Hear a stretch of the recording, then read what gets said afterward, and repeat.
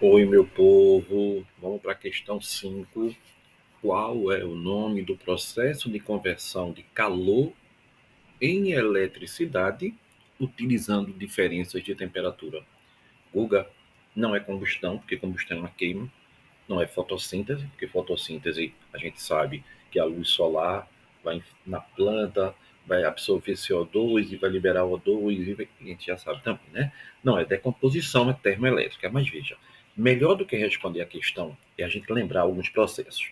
O primeiro é que tem um nome para isso. O nome disso é efeito Seebeck. Efeito Seebeck, tá? Que é um princípio da termoeletricidade.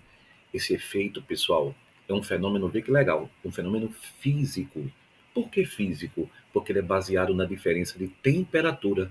Tem uma temperatura diferente em dois pontos. Então você imagina uma reta e num lado está com a temperatura, na outra está com a temperatura diferente. Então tem uma diferença de temperatura. Então isso, quando você tem uma diferença de temperatura, aquele material passa a ser um material condutor e aí cria uma tensão elétrica, que a gente vai saber que é uma diferença de potencial elétrico. Aí teve corrente elétrica, tem condução de corrente elétrica. Para que uma termoelétrica funcione bem, você tem que ter o quê?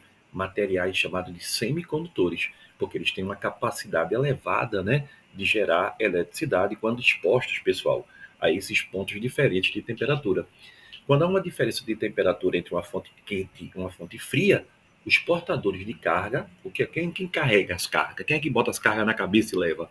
Os elétrons, tá? Então, os elétrons de materiais se movem de forma meio atabalhoada, assim, mesmo todo mundo meio desorganizado, tá? E essa daí, você vai ter o quê?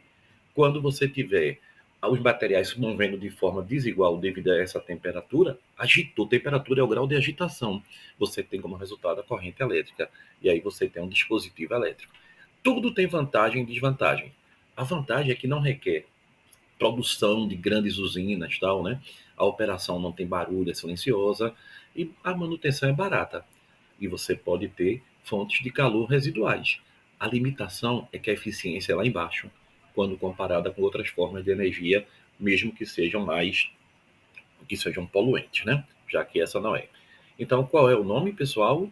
É termoeletricidade. Questão bem legalzinha, a questão de número 5. Beijo.